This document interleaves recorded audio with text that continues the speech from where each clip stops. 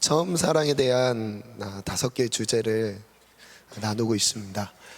대상에 따라서 이제 매주 이렇게 다른 내용으로 사랑이 무엇인가, 사랑의 본질에 대해서 우리가 다시 말씀 앞에서 내가 느끼는 그런 사랑, 내가 하고 있는 사랑이 중요한 것이 아니라 하나님이 어떤 사랑을 우리에게 말씀하시는가, 그것을 우리가 다시 한번 인지하고 삶 속에서 실천하기를 원하는 마음으로 예수님이 말씀하셨던 그 사랑을 근거로 해서 우리가 사랑을 배워가고 있습니다. 오늘 드디어 마지막 주차입니다. 같은 사랑으로 교회를 세우다. 같은 사랑. 제가 왜 같은 사랑이라는 이 단어를 사용하게 됐냐면, 교회만큼은 하나님이 요구하시는 영성이 있습니다. 물론 이 같은이라는 이 단어 안에 들어가 있는 것이 연합, 하나됨, 연합의 영성을 좀 제가 함축하고 있는데, 하나됨이라는 이 단어는 참으로 중요하죠. 어떤 신앙 도서에서는 제가 오래전에 봤던 그 책 내용 중에서 이런 내용이 있더라고요. 가장 고차원적인 영성은 천국을 갔다 오는, 삼층천을 왔다 갔다 하는, 하늘나라를 보고 지옥을 보고 영계의 세계가 열리는 것이 아니라, 가장 높은 차원의 영성은 나를 내려놓고 하나 되는 영성이다.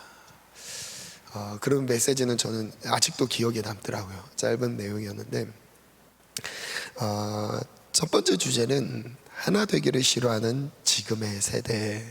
여러분, 지금의 세대를 진단해 볼 때, 물론 제가 주차마다 지금의 세대의 특징, 지금의 세대의 잘못된 사랑이 왜곡되는 이유를 제 첫 번째 소주제로 지금 다루고 있는데, 오늘도 가장 큰 문제는 교회에 있어서 하나 되기 싫어하는 세대가 지금이라는 것이죠. 히브리서 말씀 한번 띄워주실래요? 히브리서 10장 함께 읽습니다. 시작. 서로 돌아보아 사랑과 선행을 격려하며 모이기를 패하는 어떤 사람들의 습관과 같이 하지 말고 오직 권하여 그날이 가까움을 볼수록 더욱 그리하자. 저를 따라 선포합니다. 모이기를 패하는 사람들의 습관을 따르지 말자. 마지막 때가 되면 디모데후서 3장에도 보면, 마지막 때 말세가 되면 사람들이 자기를 사랑합니다. 첫 번째 특징이 자기를 사랑합니다. 참 의문이 될 수도 있어요. 자기를 사랑하는 것이 잘못된 건가요? 아니죠. 그런데 우선순위의 문제에 있어서 분명히 점검하고 가야 될 부분입니다. 성경에 보면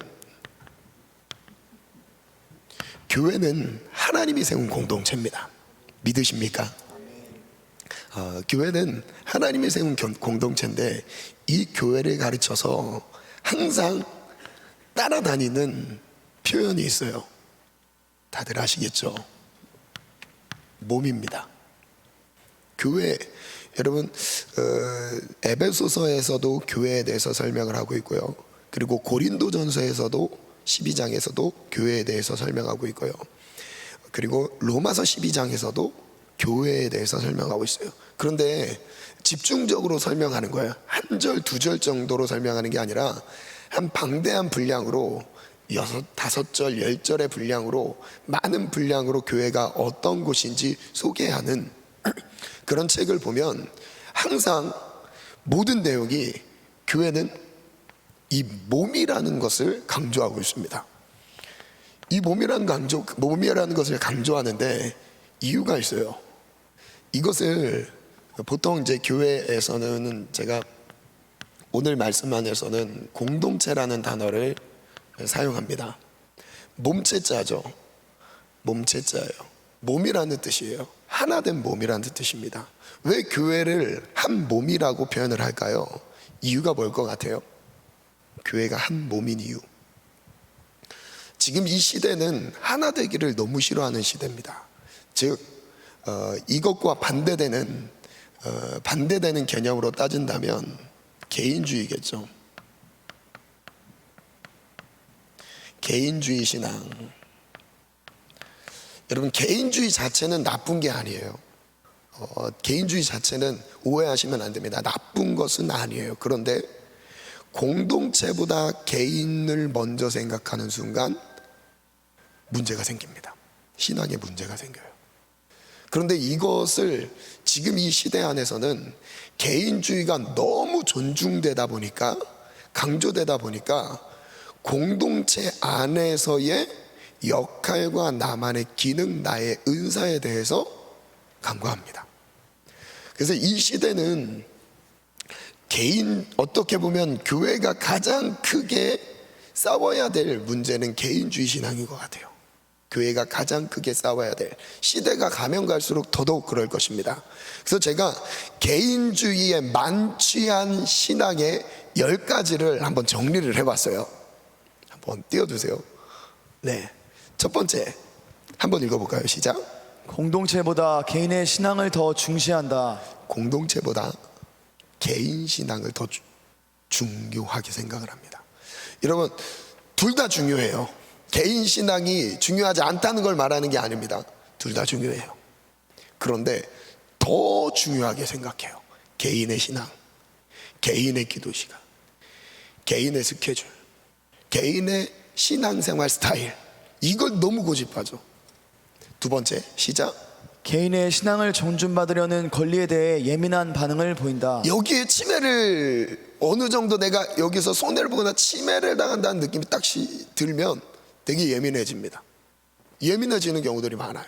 왜냐하면 내가 믿는 하나님이 있고, 내가 섬기는 하나님을 섬기는 나의 방법이 있고, 나의 스타일이 있는 건데 왜 강요해? 라고 생각을 할 수 있죠. 세 번째, 시작. 공동체 모임에 대한 책임을 느끼지 않는다. 여러분, 공동체 모임에 있어서 책임감을 혹시 갖고 있으십니까? 건강한 신앙이에요. 책임감을 가지시기 바랍니다. 우리 회중, 청년부, 청년지구에 소속이 안 돼도 나는 신앙생활을 잘할 수 있어, 여러분, 그 자체가 잘못된 신앙이에요.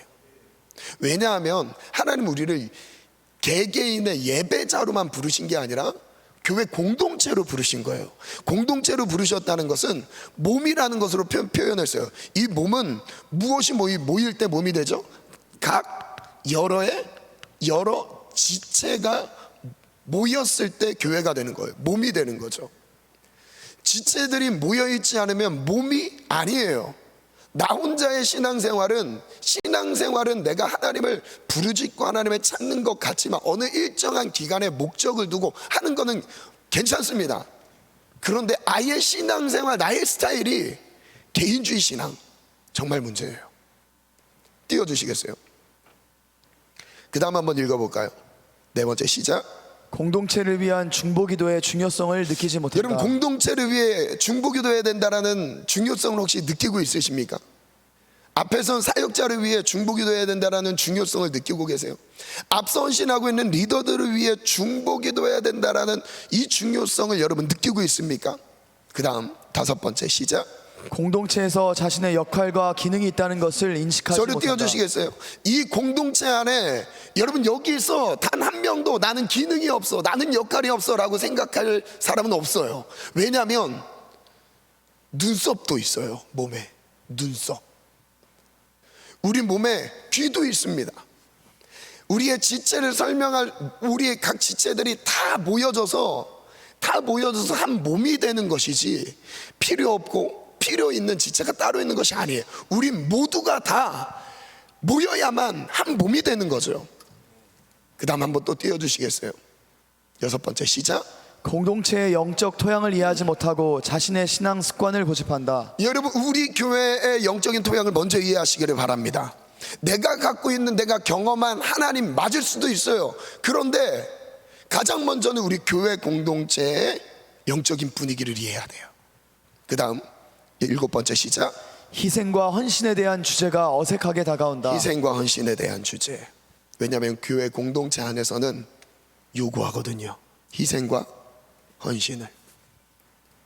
여덟 번째, 열심을 내서 헌신하더라도 관계적인 갈등을 자주 겪는다. 이것은 8번째부터 10번째까지인가 10번째 같은 경우는 교회 공동체에 들어와 있는데 개인주의 성향이 너무 강한 사람들, 그런 사람들의 특징이에요.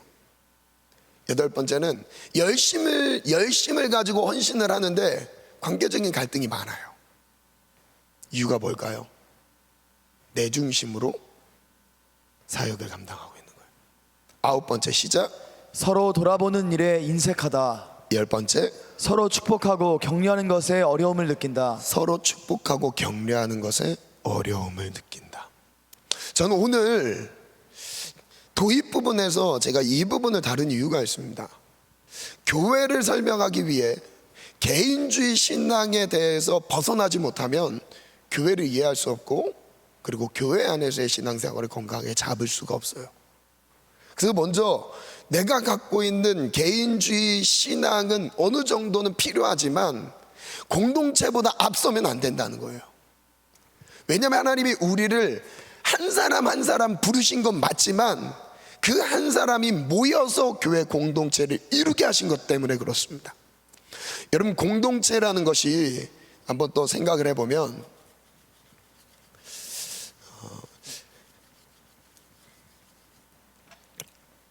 개인이 있습니다. 개인이 있죠.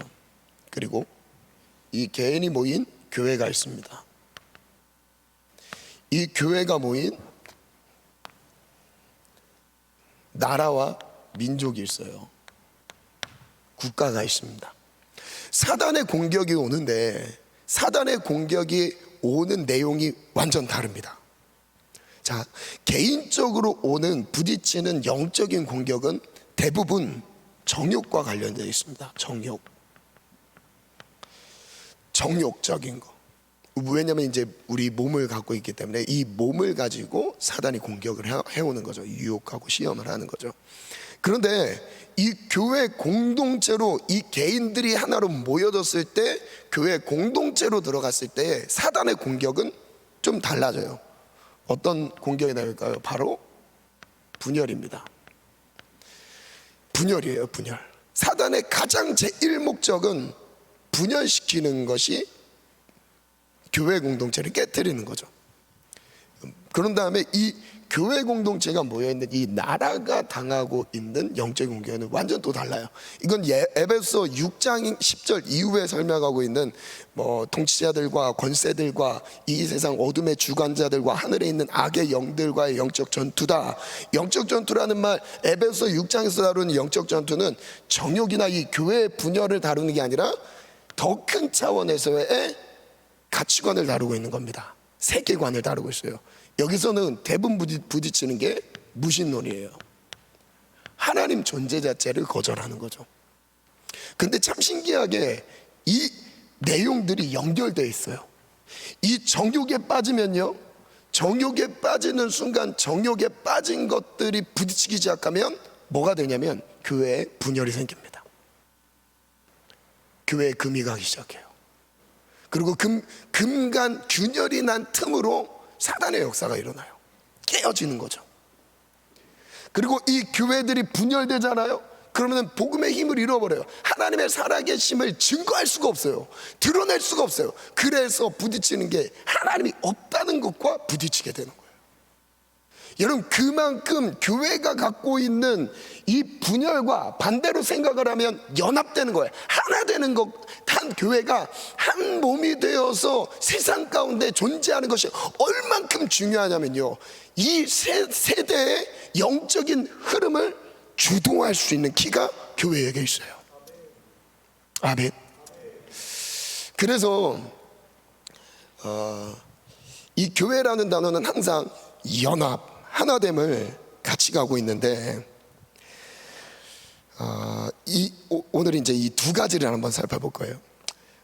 이 교회의 하나됨, 이 분열의 하나됨을 위해서 어떻게 우리가 하나 될 수 있는가, 저는 오늘 두 가지로 나누려고 합니다. 첫 번째는 수직적 관계에서 하나됨이에요.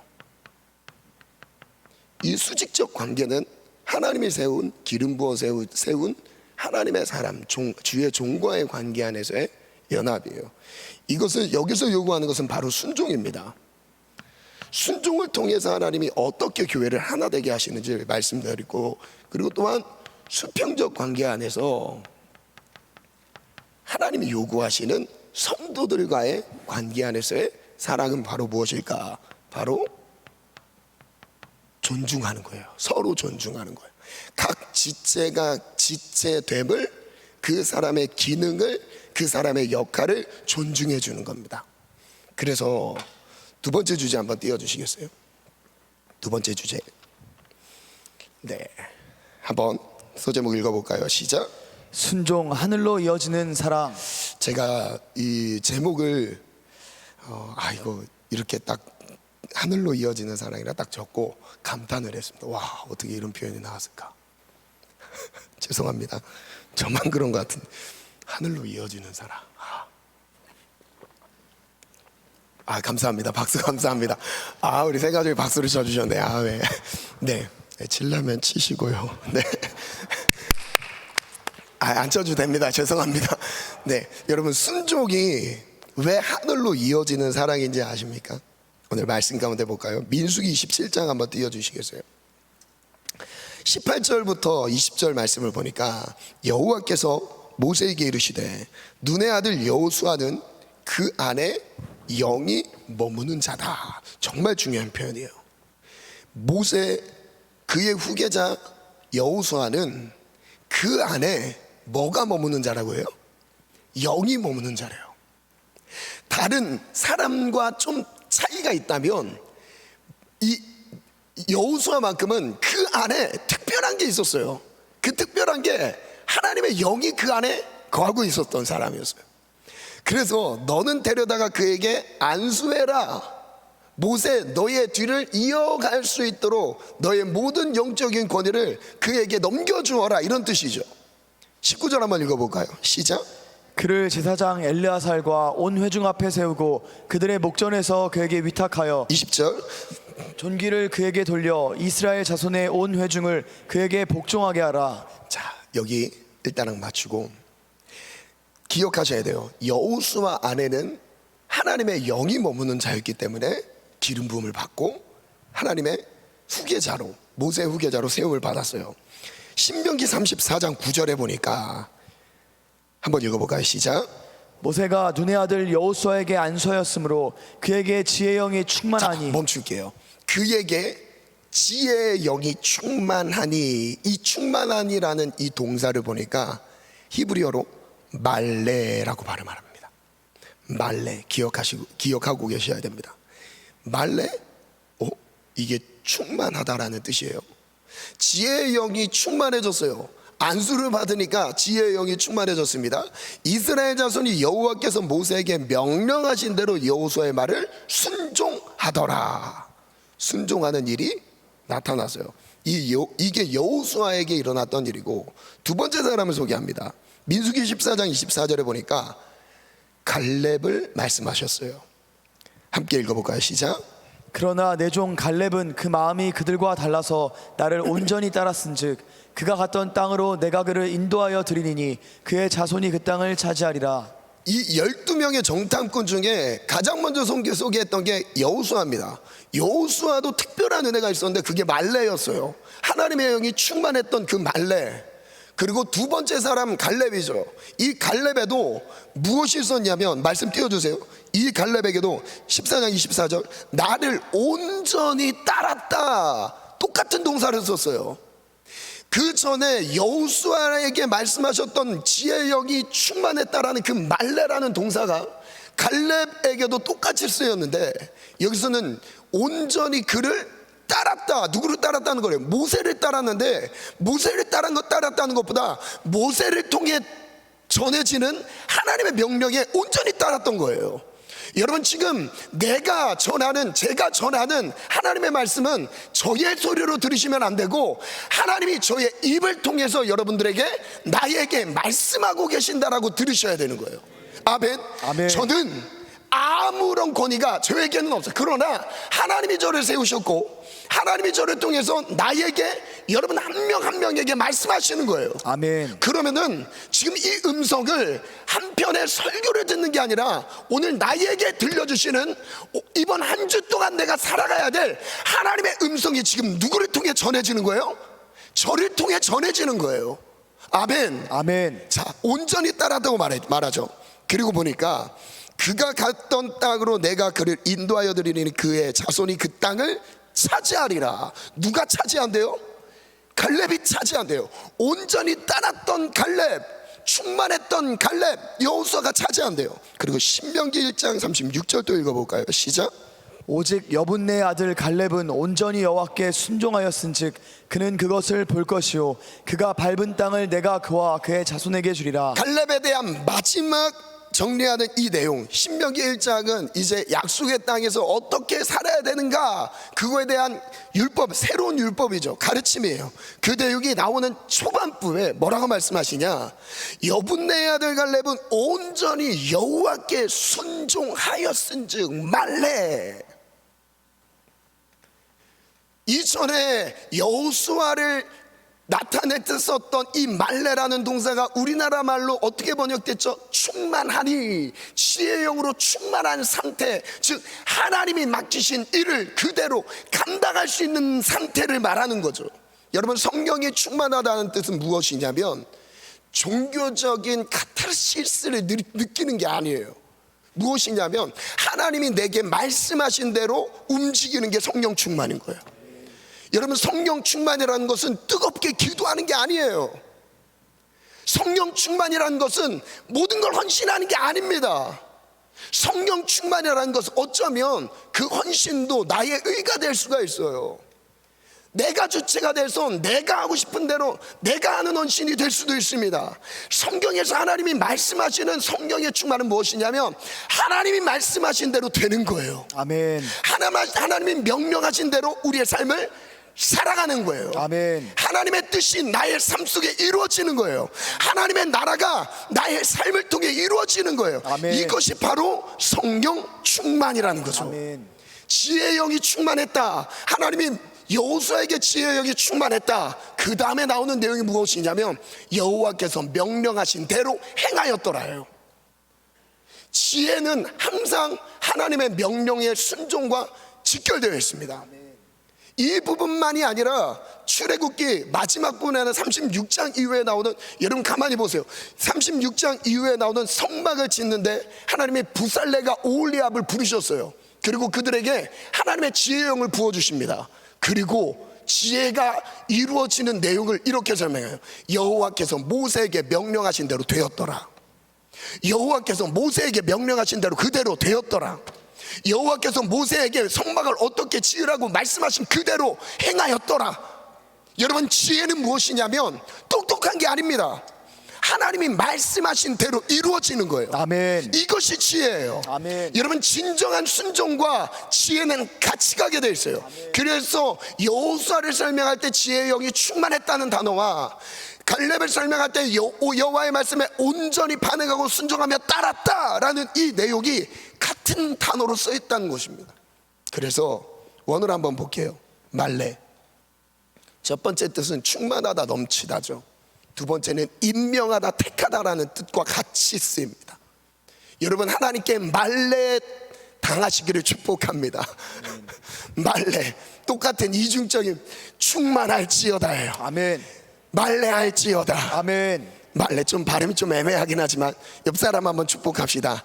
말레하시기를 축복합니다. 아멘. 충만하시기를 축복합니다요. 하나님께 택함을 받으시기를 축복합니다. 같은 의미인 거죠. 그래서 이것이 주로 쓰였던 상황은 성막에서 하나님의 영광이 임재할 때 쓰였던 단어죠. 하나님의 영으로 충만한 상태, 곧 하나님의 명령에 온전히 순종하는 상태, 바로 말레. 그래서 저는 이렇게 한번 정리해봤어요. 여호수아 갈렙은 누구의 명령에 순종했는가? 먼저는 모세의 명령에 순종했던 거예요. 왜냐하면 하나님이 세우신 종이기 때문에. 아멘. 하나님 앞에 순종하는 것을 무엇으로 보였냐면 하나님이 세운 사람에게 순종하는 것으로 나타냈어요. 아멘. 여러분, 하나님의 명령에 순종할 때 하나님이 그걸 테스트하세요. 영적인 질서 안에서 순종하는가? 모세의 명령했던 것을, 모세의 명령에 순종했던 것을 하나님은 뭐로 여겨주시냐면 하나님 자신에게 순종했던 것으로 여겨주셨어요. 그리고 중요한 건 바로 이거예요. 하나님의 명령에 순종한 자들을 하나님의 명령을 전하는 자로 세우세요. 이게 정말 중요한 은혜죠. 하나님의 명령에 순종하는 시기를, 그 명령에 순종하는 그 마지막 그 시기를 쭉 보내다 보니까 하나님께서 어디까지 이르게 하시면 이제 하나님이 나를 통해서 하나님의 명령이 하달되게 전달될 수 있도록 세우신다는 거예요. 그 은혜가 우리 모든 청년들의 있기를 축복합니다. 아멘. 글을 적어봤어요. 순종은 하늘로 이어지는 사랑입니다. 하나님과 연합할 수 있는 길을 열어놓으셨습니다. 이건 하나님과 연합입니다. 교회 공동체 안에서 하나님과 연합하는 길. 그것은 기름 부어 세우신 영적 지도자와의 연합입니다. 영적 지도자의 영적 권위를 인정하며 순종한다면 이것을 하나님께 순종한 것으로 여겨주십니다. 먼저는 하나님의 말씀에 근거한 순종이며 다음은 하나님이 부여하신 영적 권위에 대한 순종입니다. 이 모든 것은 하늘을 열고 하나님과 연합하는 길로 나아가는 것과 같습니다. 여러분, 하나님과 충분한 연합을, 온전한 연합을 이루시기를 축복합니다. 아멘. 무엇을 통해서요? 순종을 통해서요. 아멘. 교회 안에서의 관계성이죠. 그것이 바로 처음에 다루는 내용이에요. 영적 지도자와 나와의 관계. 여러분 어떠십니까? 마지막 세 번째요. 제가 오늘 마음을 단단히 먹고 왔습니다. 일찍 끝내리라. 아멘. 아우, 이번 주에 막 신방을 하는데 지체, 어떤 지체는 목사님 시간 가는 줄 몰랐어요. 막 기분이 좋아졌어요. 근데 갑자기 어떤 지체, 목사님 목장 모임 할 분위기가 안 돼요. 다들 지쳤어요. 아, 그럴 수 있구나. 그래서 마음을 단단히 먹었습니다. 3시 안에 말씀 기도를 다 끝내야 되는데 시간이 이러면 안 되죠. 네, 세 번째, 존중, 서로 세워주는 사랑. 마지막 주제인데 서로 세워주는 사랑. 그래서 두 가지를 제가 한번 정리해봤습니다. 여러분, 성도 안에서 우리 지체들 간에 어떻게 사랑이 나타져나? 1번 시작. 한 몸으로 부르셨음을 인정합니다. 여러분, 한 몸으로 부르셨음을 인정하십니까? 우리 옆 사람과 인사하겠습니다. 우린 한 몸입니다. 아, 싫으세요? 아, 여러분 고르시면 안 돼요. 사람을 다 우린 한 몸입니다. 다시 반대쪽 옆 사람을 보시고 한번 우린 한 몸입니다. 시작. 우린 한 몸입니다. 우리 인사하시면 돼요. 시작. 우린 한 몸입니다. 우린 한 몸입니다요. 까먹었어요? 다시 시작. 네, 우린 한 몸입니다.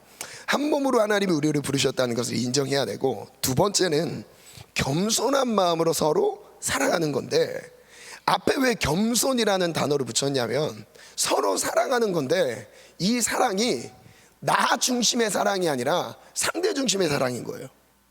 잘 보세요. 이 겸손이라는 단어를 하나님이 말씀 안에 붙였습니다. 제가 붙인 게 아니라 말씀 안에서 붙였어요. 겸손한 마음으로 서로 사랑해라 말씀하셨는데 그분을 한번 볼게요. 에베소 4장 1절부터 4절입니다. 그러므로 주 안에서 같이 내가 너희를 권하노니 너희가 부르심을 받은 일에 합당하게 행하여. 2절 읽어볼까요? 시작. 모든 겸손과 온유로 하고 오래 참음으로 사랑 가운데서 서로 지금 용납하고. 이 내용은 교회 한 몸을 설명하는 앞부분이에요. 한 몸이란 교회가 어떻게 하나가 되는가? 그것은 성도 안에서 서로 겸손한 마음, 온유한 마음으로 하나 되는 것을 말씀하고 계세요. 겸손과 온유로 하고 오래 참음으로 사랑 가운데 연합해라. 서로 용납해라. 3절 시작. 평안에 매는 줄로 성령이 하나 되게 하신 것을 힘써 저를 지키라. 따라 선포합니다. 평안이 매는 줄로 평안에 매는 줄로 하나 되게 하신 것을 하나 되게 하신 것을 힘써 지키라. 힘써 지키라. 하나됨을 힘써 지키라고 말씀하셨어요. 무엇을 전제로요? 겸손과 사랑. 그리고 4절 몸이 하나여 성령도 한 분이시니 이와 같이 너희가 부르심의 한 소망 안에서 부르심을 받았느니라. 참 이제 읽는 이 성경 구절 보시면 한이라는 단어가 계속, 하나됨이라는 단어가 계속 등장할 거예요. 그 다음 또 뭘까요? 4장 15절부터 볼게요. 시작. 오직 사랑 안에서 참된 것을 하여 범사에 그에게까지 자랄지라. 그는 머리니 곧 그리스도라. 그에게서 온몸이 각 마디를 통하여 도움을 받음으로 연결되고 결합되어 각 지체의 분량대로 역사하여 그 몸을 자라게 하며 사랑 안에서 스스로 세우느니라. 사랑 안에서 참된 것을 하여 범사에 그에게까지 자랄지라. 범사에 언제든지 그에게까지, 예수님에게 이르기까지 자라야 한다라고 말씀하셨어요. 그리고 16절에는 서로 연결되어서 결합되어 있는 상태라고 말씀하셨어요. 각 지체의 분량대로 믿음에 따라 역사해 주신다고 말씀하셨어요. 그래서 다음 또 고린도전서 12장으로도 한번 가볼게요. 고린도전서 12장 보니까 여러분 다들 잘 아는 은사장이라고 불리는 내용이죠. 12장 전체 은사에 대한 내용입니다. 교회는 은사로 설명되죠. 12절 함께 읽어볼까요? 시작. 몸은 하나인데 많은 지체가 있고 몸에 지체가 많으나 한 몸인가 같이 그리스도도 그러하니라. 우리가 유대인이나 헬라인이나 종이나 자유인이나 다 한 성령으로 세례를 받아 한 몸이 되었고 또 다 한 성령을 마시게 하셨느니라. 여기서 강조하는 거, 한 몸으로 부르셨다는 것을 이렇게 강조해요. 우리는 하나의 몸으로 부르심을 받았다. 그리고 그 다음 나오는 설명이 어떻게 한 몸이 되었는가. 한 성령, 같은 성령으로 인해서 세례를 받아서 한 몸이 되었는데, 여기서 또 끝난 것이 아니라 그 이후에 우리가 한 성령을 마셨다라는 표현까지 쓰셨어요. 즉 우리는 하나라는 겁니다. 한 몸으로 부르셨다는 거예요. 아멘. 그리고 또 이어서 볼까요? 27절부터 25절부터 27절인가 25절부터 제가 읽어드릴게요. 몸 가운데서 분쟁이 없고 오직 여러 지체가 서로 같이 돌보게 하셨느니라. 만일 한 지체가 고통을 받으면 모든 지체가 함께 고통을 받고 한 지체가 영광을 받으면 모든 지체가 함께 즐거워한다. 27절 시작. 너희는 그리스도의 몸이요 지체의 각 부분이라. 우리는 분열되어 있는 상태를 말씀하시지 않았습니다. 우리는 하나인데 서로 같이 돌보게 하셨다라고 말씀하셨어요. 그래서 우리 몸 가운데는 분쟁이 없기를 축복합니다. 우리 교회 공동체 안에는 분열이 사라질지어다. 아멘. 분쟁이 떠나갈지어다. 아멘. 우리는 서로 돌보면서 겸손한 마음으로, 온유한 마음으로 서로를 돌보는 사랑이 넘치는 공동체가 되기를 축복합니다. 아멘. 그래서 빌립보서 2장 3절 이후에는 이렇게 말씀하셨어요. 시작. 아무 일에든지 다툼이나 허영을 하지 말고 오직 겸손한 마음으로 각각 자기보다 남을 낫게 자, 여기고. 여기서 하나됨을 말씀하시기 전에 어떤 마음 자세를 말씀하셨어요? 먼저 오직 겸손한 마음으로 각각 자기보다 남을 낮게 여기고 존귀하게 대하라는 거예요. 옆에 있는 지체를 나보다 더 존귀하게 여기는 것이 하나님이 우리에게 명령하신 교회의 모습인 거예요. 어떤 마음이어야만 가능한 거예요? 겸손한 마음이어야만 가능한 거예요. 겸손한 마음으로 지체를 돌보기를 축복합니다. 아멘. 아멘. 그리고 4절 시작. 각각 자기 일을 돌볼 뿐더러 또한 각각 다른 사람들의 일을 돌보아 나의 기쁨을 충만하게 하라. 예수님께서, 우리 하나님께서 기뻐하시는 일이 무엇이에요? 각각 자기 일을 돌볼 뿐더러 또한 각각 다른 사람들의 일을 돌아보아 나의 기쁨이 충만하게 하라. 즉 다른 사람들의 일을 돌보는 것을 하나님이 기쁨으로 여겨주신다는 거예요. 아멘. 저를 따라 한번 믿음으로 선포해 볼게요. 다른 사람들의 일을 돌보는 것을 기뻐하십니다. 기뻐하십니다. 서로 돌보는 것을 기뻐하십니다. 아멘. 아멘. 여러분 놀라실 것 같은데 드디어 마지막 말씀입니다. 별로 안 놀라시네요. 네, 고린도전서 13장 오늘 본문으로 제가 적은 건데 13장 1절부터 7절 말씀인데요. 반주 준비해 주시고 고린도전서 13장 1절부터 7절인데 여러분 사랑이 무엇입니까? 라는 질문을 한다면 바로 이 말씀 안에서 우리는 답할 수 있습니다.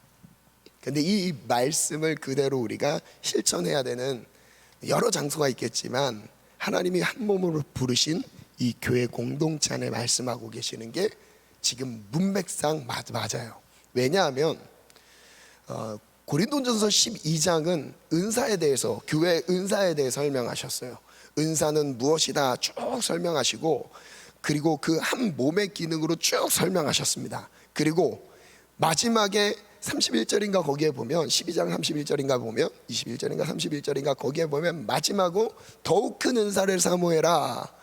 내가 더욱 좋은 내가 너에게 더욱 더 좋은 길을 너에게 인도해 주신다고 말씀하셨거든요. 더 큰 은사를 사모하래요. 그런데 여기서 이어지는 그 다음 내용이 무엇이냐면 사랑이에요. 사랑. 교회에 말씀하시는 사랑입니다. 은사가 있는데 사랑, 그 다음에 이 사랑을 설명하신 이유는 모든 은사를 받쳐주는 게 무엇이냐면 사랑인 거예요. 각 사람의 지체, 달란트와 기능과 역할들이 역할대로 살아날 수 있는 그 힘은 어디 있냐면 사랑에 있습니다. 그래서 말씀을 읽어볼게요. 함께 읽어볼까요? 시작. 내가 사람의 방언과 천사의 말을 할지라도 사랑이 없으면 소리나는 구리와 울리는 꽹과리가 되고, 내가 예언하는 능력이 있어 모든 비밀과 모든 지식을 알고 또 산을 옮길 만한 모든 믿음이 있을지 사랑이 없으면 내가 아무것도 아니요 내가 내게 있는 모든 것으로 구제하고 내 몸을 불사르게 내줄지라도 사랑이 없으면 내게 아무 유익이 없느니라. 사랑은 오래 참고, 사랑은 온유하며 시기하지 아니하며, 사랑은 자랑하지 아니하며 교만하지 아니하며 무례행하지 아니하며 자기의 유익을 구하지 아니하며 성내지 아니하며 악한 것을 생각하지 아니하며 불의를 기뻐하지 아니하며 진리와 함께 기뻐하고 모든 것을 참으며 모든 것을 믿으며 모든 것을 바라며 모든 것을 견디느니라. 여러분, 사랑이 바로 이렇대요. 아멘. 모든 것을 참으며 모든 것을 믿으며 모든 것을 바라며 모든 것을 견디느니라. 아멘. 사랑. 그리고 마지막 13절에 이렇게 말씀하셨어요. 그런즉 믿음, 소망, 사랑, 이 세 가지는 항상 있을 것인데 그 중에 제일은, 함께 하시다 시작, 사랑이라. 은사 참 중요합니다. 내가 갖고 있는 기능 정말 존중받아야 돼요. 정말 소중해요. 그 어떤 것과 비교할 수 없고 가치가 있습니다. 그런데 그 은사보다 더 중요한 게 있어요. 사랑이에요. 성도 안에 사랑. 여러분, 죽도록 헌신했어요. 그런데 사랑이 없으면 아무 의미가 없더라. 뜨거운 믿음이 있었어요. 흔들리지 않는 믿음이었어요. 불굴의 의지로 세상과 타협하지 않은 그 거룩함을 가지고 있었어요. 사랑이 없었대요. 아무 의미가 없대요. 오늘 나의 신앙생활을 다시 한번 점검해보고 돌아보는 시간이 되었으면 좋겠습니다. 사랑. 여러분, 교회를 사랑하고 계십니까? 아니, 정말 예수님의 몸이라는 의식을 갖고 계십니까? 그러면 이 교회를 사랑할 때 저절로 사랑해지는 것, 하나님을 사랑하면 교회를 사랑하게 되고요, 교회를 사랑하면 성도를 사랑하게 되어 있습니다. 함께 하고 있는 우리 지체들을 서로 돌보고 격려하고 서로 선행을 베푸는 그 사랑이 우리 공동체 안에 있다는 겁니다. 마지막 글을 정리해봤습니다. 한 몸으로 부르심. 교회를 공동체라고 부릅니다. 상호 의무감에 뭉쳤다는 것입니다. 무슨 뜻인지 아시겠죠? 의무적으로 뭉쳐있는 거예요. 공동체는 나는 멀리 떨어져 있을래, 이게 아니라 의무적으로 상호 의무감 가운데 뭉쳐져 있어야 되는 게 교회의 모습이에요. 즉, 하나님은 우리를 한 몸으로 부르셨습니다. 그러기에 공동체가 당하는 영적인 공격은 당연히 분열이에요. 마귀의 최종 목적은 교회를 분열시켜서 복음의 능력을 상실하게 만드는 것입니다. 공동체 안에서 관계적인 갈등으로 원수 맺는 것. 제가 여기서 나열하는 죄의 제목들은 성경을 근거한 내용이에요. 갈라디아서 5장에 나오는 육체의 열매들, 원수 맺는 것과 그 이후에 나오는 그 죄악의 내용들을 지금 조금 더 덧붙여서 설명한 겁니다. 성경적인 거예요. 관계적인 갈등으로 원수 맺는 것, 자신의 의견을 굽히지 않는 분쟁, 다른 사람과 비교하는 마음에서 일어나는 시기와 질투, 자신의 기준에서 벗어난 것을 참지 못하는 분노, 끼리끼리 모임을 만들어 여러 지체와의 관계를 차단하는 당짓는 것, 다름을 인정하지 않는 분열, 심지어 다른 교리를 따르는 이단에까지 교회 공동체를 흔들어대는 마귀의 공격은 무시무시합니다. 집요하고 치밀하게 교회를 공격합니다. 여러분 혹시 신천지 있으시면 속히 회개하고 돌아서기를 축복합니다. 이단 역시 교회를 무너뜨려. 어떤 상황에서 교회 공동체의 분열이 일어날까요? 바로 공동체보다 개인이 강조될 때 분열이 일어납니다. 자신의 목소리를 줄여야 합니다. 주님의 목소리만 들리도록 말입니다. 때로는 자신의 신앙 습관도 내려놓아야 할 때도 있습니다. 왜요? 연합을 위해서 말입니다. 불편하지만 모여야 할 때가 있습니다. 왜요? 공동체이기 때문에. 하나님은 우리를 각 지체이면서 한 몸으로 부르셨기 때문입니다. 실제 십자가 복음은, 여기서부터 제가 복음에 대해 설명할게요. 여러분, 복음과 이 연합된 영성과 얼만큼 연결성이 있냐면요, 내가 십자가에서 죽었다라는 의미는요, 내가 갖고 있는 모든 것을 내려놨다는 거예요. 무엇을 위해서요? 공동체를 위해서. 교회 안에서는 이렇게 적용돼요. 실제 십자가 복음은 자기 부인이며 죽음을 선언하는 자리입니다. 이 복음은 공동체에서 연합의 영성으로 나타납니다. 내가 죽지 않으면 연합되질 않아요. 될 수가 없어요. 자기 정욕에 사로잡히면 이 정욕 때문에 연합이 되지 않습니다. 또 여러분, 무엇 때문에 분쟁과 다툼이 일어납니까? 말을 섞지 않는 관계들이 왜 일어나는 겁니까? 정욕 때문에 그래요. 정욕 때문에. 내가 죽지 않아서 그래요. 결론은 내가 진짜 십자가 앞에 서서 십자가를 통과하며 나의 죽음이 확인되고 그 안에서 나는 사라졌어요. 그 순간부터 교회는 연합되기 시작합니다. 하나 되기 시작해요. 바로 자신을 드러내지 않고 한 몸에 속하여 함께 움직이는 모습입니다. 그러므로 공동체를 지키는 가장 중요한 가치는 무엇이에요? 연합과 일치입니다. 겸손한 마음으로 자신을 낮출 때 공동체가 살아납니다. 개인의 신앙적 권리를 주장하기보다 공동체 안에서 자신의 부르심을 확인할 때 공동체는 살아납니다. 우리는 교회이며 공동체입니다. 그 다음 한번 마지막 문장인데 한번 읽어볼까요? 시작. 예수님을 사랑하는 마음은 교회를 사랑하는 마음으로 나타납니다. 왜일까요? 교회는 예수님의 몸이라고 하셨기 때문에 예수님을 사랑하면 당연히 교회를 사랑하게 돼요. 교회에 대한 사랑이 식어졌습니까? 이거는 예수님에 대한 사랑이 식어진 것과 똑같습니다. 교회에 대한 이전에 처음 만났을 때의 헌신과 충성과 열정이 혹시 식어졌습니까? 그것은 예수님에 대한 마음이 식어진 것을 보여주는 거예요. 왜냐하면 교회는 예수님의 몸이기 때문입니다. 이어서 또 읽어볼까요? 시작. 교회를 사랑하는 마음은 서로 사랑하는 마음으로 나타납니다. 왜냐하면 하나님은 우리를 한 몸으로 부르셨기 때문입니다. 한 몸으로 부르셨기 때문에 한 명 한 명을 다 사랑하게 돼요. 이게 바로 교회를 사랑하며 세우는 모습이에요. 이 시간 찬양을 준비했습니다. 우리 교회여 일어나라, 이 찬양 함께 부르고 기도하고 싶습니다.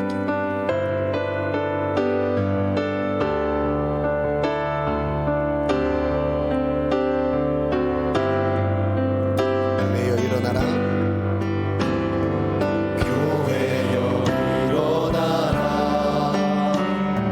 주께서 부르시니 두려움과 진에 내려놓고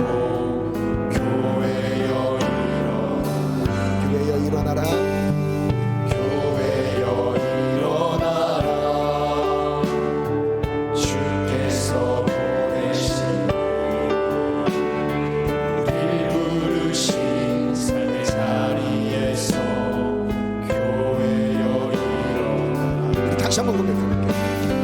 교회여 일어나라 주께서 부르신 두려움과 심에 내려놓고 교회여 일어나라. 교회여 일어나라 주께서 보내신 우릴 부르신 삶의 자리에서 교회여 일어나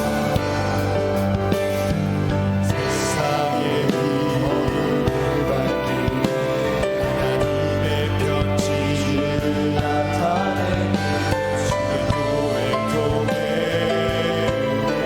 세상이 줄보리라. 일어나라 아버지 사랑으로 아버지 능력으로 서로 하나 되어 그 빛을 비추라. 노래하라 아버지의 사랑을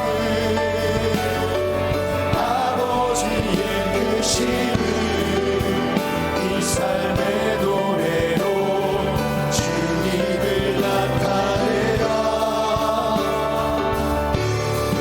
일어나라 함께 올려서 갈까요? 교회여 일어나라. 교회여 일어나라 주께서 부르신 두려움과 심에 내려놓고 교회여 교회여 일어나라. 교회여 일어나라 주께서 보내신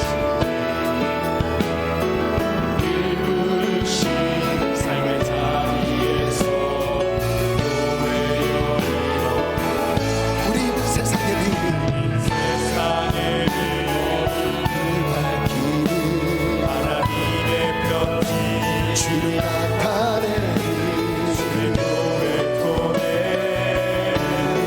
세상이 줄보리라. 일어나라 아버지 사랑으로 아버지 능력으로 서로 하나 되어 그 빛을 비추라.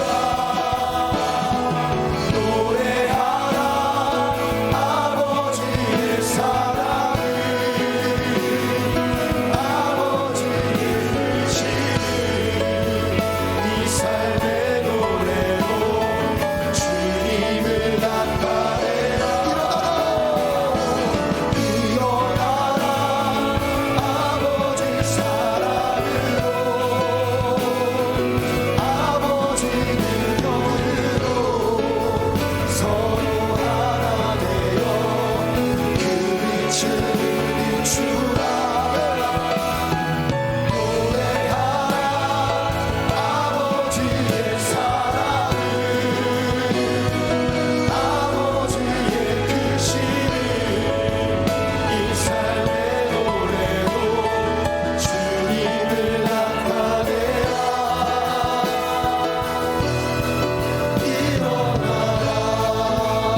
우리 시간은 하나님 앞에 말씀을 의지하여 기도하겠습니다. 기도 제목드립니다. 첫 번째 기도 제목입니다. 하나님이 부여하신 영적 권위를 인정하며 순종하겠습니다. 영적 질서 안에서 하나님과 온전한 연합을 이루게 하여 주옵소서. 마음에 결단이 있으신 분들 자리에서 일어남으로 고백하겠습니다. 하나님이 먼저 요구하시는 것은 순종이었습니다. 여호수아와 갈렙을 통해 보여주셨던 하나님의 특별한 그 은혜는 순종 가운데 나타난 거였습니다. 모세의 명령을 하나님의 명령처럼 듣고 반응할 줄 아는 것. 하나님께서 우리 교회의 담임 목사님을 하나님께서 기름 부어 세우셨고 그 영적인 질서 안에서 여러분 우린 무조건 순종하며 따르도록 이끌어 가십니다. 우리가 하나님으로부터 그 축복을 받을 수 있는 가장 중요한 포인트는 바로 이거예요. 영적인 질서 안에서 순종하며 따라가는 거예요. 두 번째 기도 제목입니다. 모든 지체를 존중합니다. 우리를 교회 공동체의 한 몸으로 부르셨음을 인정합니다. 하나님, 제게 겸손한 마음을 허락하소서. 서로 돌보며 사랑하는 마음을 허락하소서. 기도 제목 있으신 분들 자리에서 일어나겠습니다. 이 시간 기도할 때 하나님 순종하겠습니다. 그리고 또한 존중하겠습니다.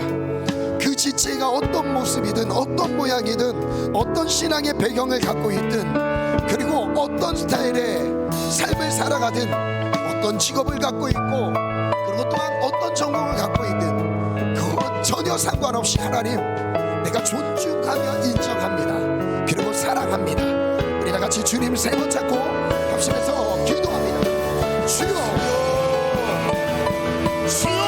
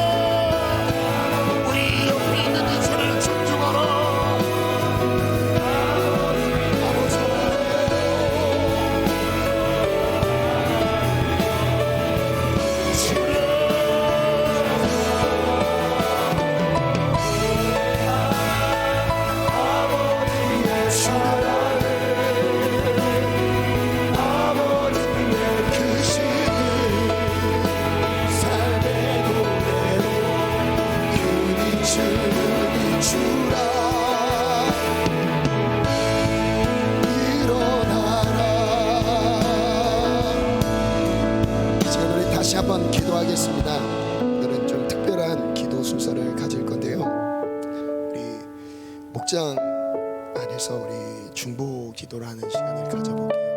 그래서 그 목장 안에서 둘, 셋 한번 짝 지어서 기도 제목을 지금 잠깐 한번 나눠주시기 바랍니다. 자리에 앉으셔도 됩니다. 기도 제목을 많이 나누지 마시고 한 가지만 한번 나눠주시고 옆 지체와 한번 기도 제목을 나눠주시기 바랍니다.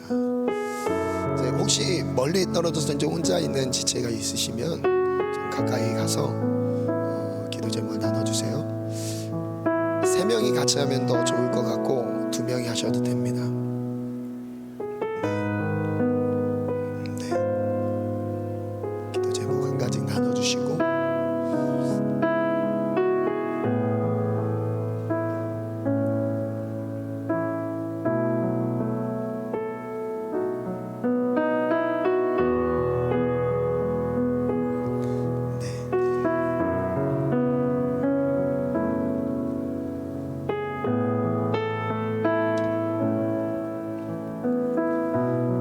우리 옆에 있는 정말 존귀한 하나님의 지체입니다. 예수님의 몸을 구성하는 한 지체입니다. 소중히 여깁시다. 존중합시다. 그리고 한 몸으로 부르셨음을 인정합시다. 하나님,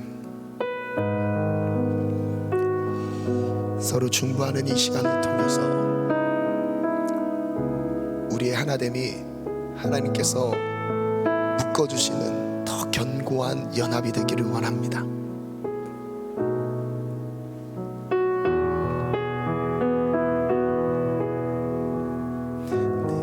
30초만 더 드리도록 하겠습니다.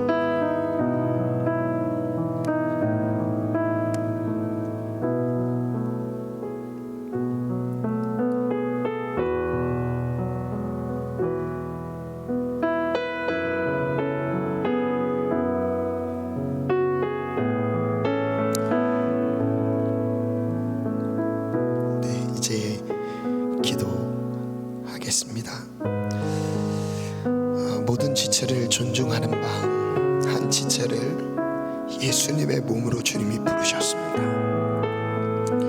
사람이 보기에 어떤 모양을 가졌든 그것은 중요한 것이 아닙니다. 연약한 지체일수록 예수님은 이렇게 말씀하십니다. 더 요긴하다. 한 명의 아픔이 나의 아픔이 되고 한 명의 기쁨이 나의 영광이 되는 것, 이것이 한 몸으로 부르신 우리 공동체의 모습이어야 합니다. 하나님, 기도 제목 나누는 우리 귀한 지체 축복합니다. 하나님, 기도대로 응답되게 하시고 하나님의 사랑이 부어지게 도와주소서. 우리 다 같이 옆 사람을 위해서 한번 중보하는 시간 같습니다. 주님 3번 찾습니다. 주여, 주여, 주여.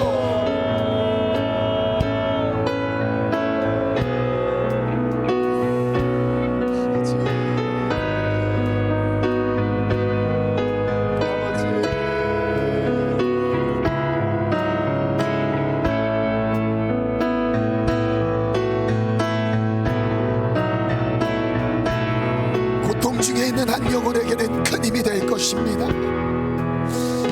홀로 있음을 느끼고 있는 지체에게는 함께하고 있는 내가 있다는 것에 큰 힘이 될 것입니다.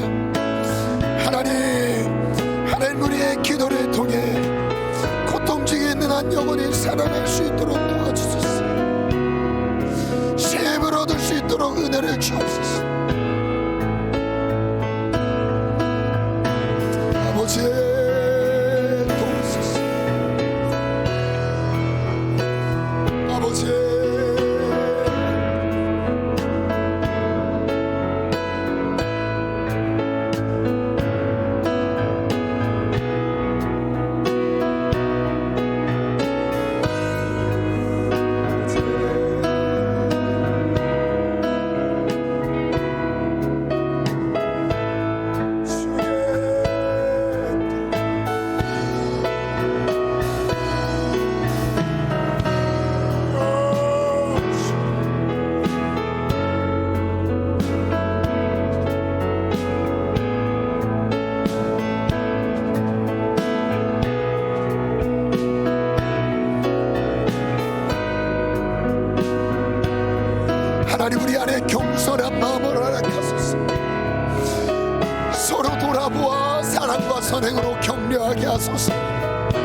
서로 돌아보아 사랑과 선행을 격려하게 하소서.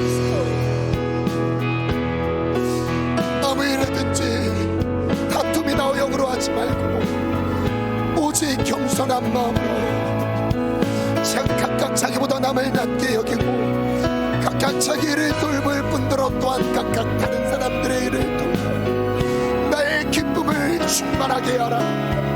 나의 기쁨을 충만하게 하라. 하나님 우리를 한 몸으로 부르셨습니다. 하나님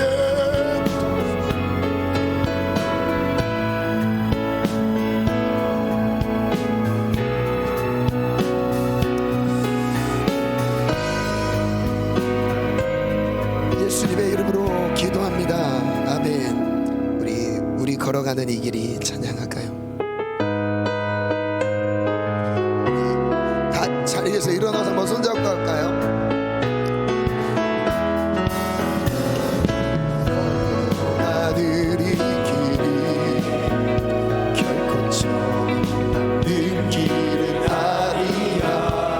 수천 년 동안 온땅 곳곳에서 주님 따르는 적이 있으니 우리 걸어가는 이 길이 낯설고 두려워 보일지라도 삶의 무게를 뚫고 흘러들어오는 주님 부활의 생명을 봐.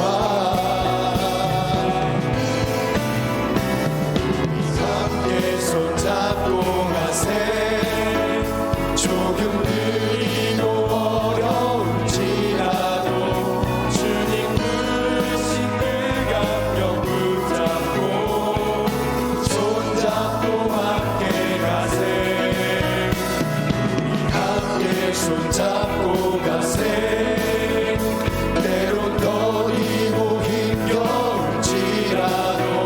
주님 부르신 그날을 향하여 손잡고 함께 가세.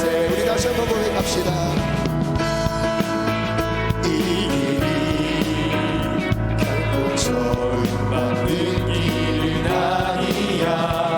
수천 년 동안 온땅 곳곳에서 주님 따르는 적이 있으니 아멘. 우리 걸어가는 이 길이 낯설고 두려워 보일지라도 삶의 무게를 뚫고 흘러들어오는 주님 부활의 생명을 봐. 우리 함께 손잡고 가세. 조금 느리고 어려울지라도 주님 부르신 그 감격 붙잡고 손잡고 함께 가세. 우리 함께 손잡고 가세. 때론 어리고 힘겨울지라도 주님 부르신 그 감격 향하여 손잡고 함께 가세. 우리 함께 손잡고 가세. 조금 느리고 어려울지라도 주님 부르신 그 감격 붙잡고 손잡고 함께 가세. 손잡고 가세. 조금 느리고 어려울지라도 주님 부르신 그 감격 붙잡고 손잡고 함께 가세. 아멘. 우리 함께 중보기도할 제목이 있습니다. 뭐냐면 월요일부터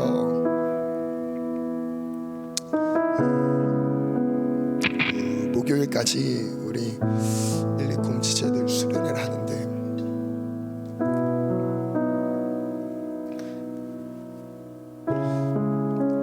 정말 중요한 시기입니다. 하나님 만나기를 원합니다. 정말 이 시기를 놓치면 2년 3년을 돌아가게 돼요. 인생 허비하고 낭비하지 않고 하나님 만나서 곧장 믿음의 길에 들어설 수 있도록, 꿈과 비전의 길에 들어설 수 있도록 우리 일일금 지체들을 중보해 주시기 바랍니다. 우리 일일금 지체들, 우리 이 젊은 청년의 때를 하나님 만나서 하나님과 동행하는 시기를 보내게 도와주시옵소서.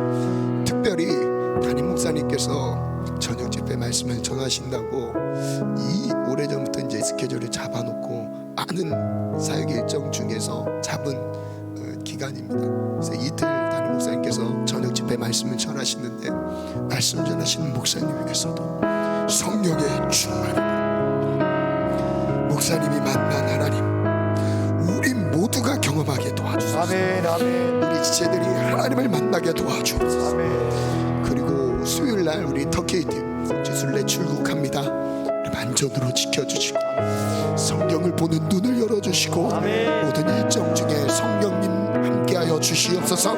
우리 두 손을 높이 들고 우리 다같이 주님 세 번 잠깐시면서 기도합니다. 주여, 주여, 주여.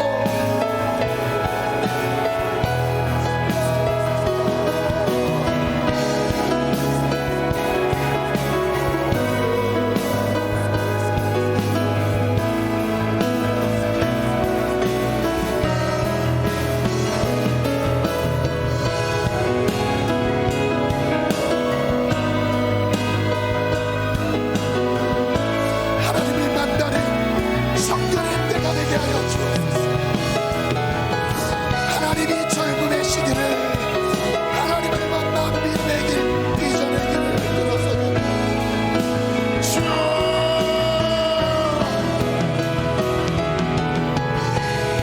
주여.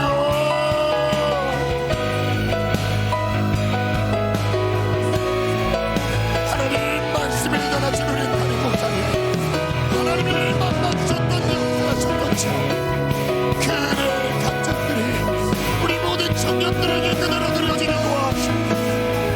주여,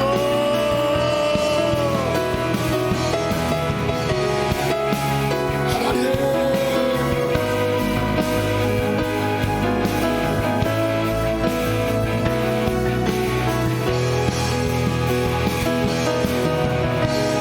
하나님 살아 역사하소서. 우리 터키팀 안전으로 지키소서. 하나님 모든 일정 이동과 역사정 성령 하나님의 도우심이 인도와 보호하시옵소서. 주여,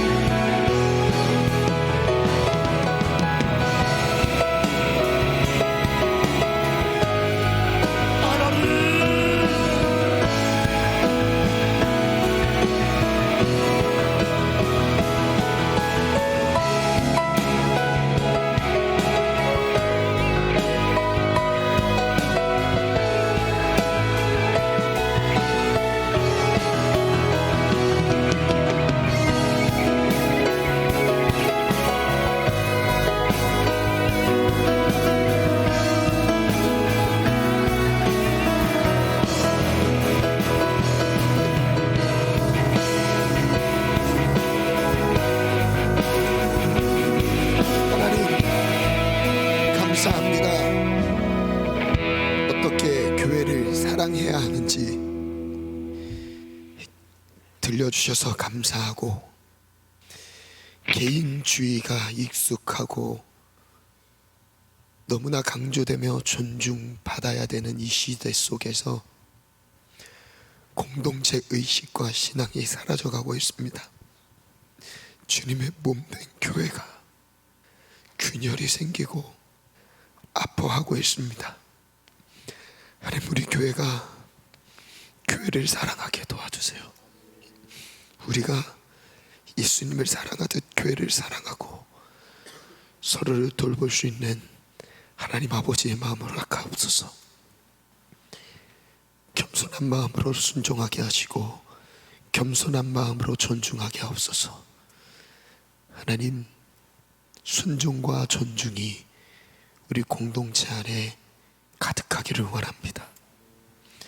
교만했던 우리의 모습을 불쌍히 여겨주시고 교만을 깨뜨려 주셔서 오직 겸손한 마음으로 사랑과 선행으로 서로를 격려하게 도와주소서. 자기를 돌볼 뿐더러 각각 다른 사람의 일을 돌보아 하나님의 기쁨을 충만하게 올려드리게 도와주소서. 주님, 사랑합니다. 찬양합니다. 예수님 이름으로 기도합니다. 아멘.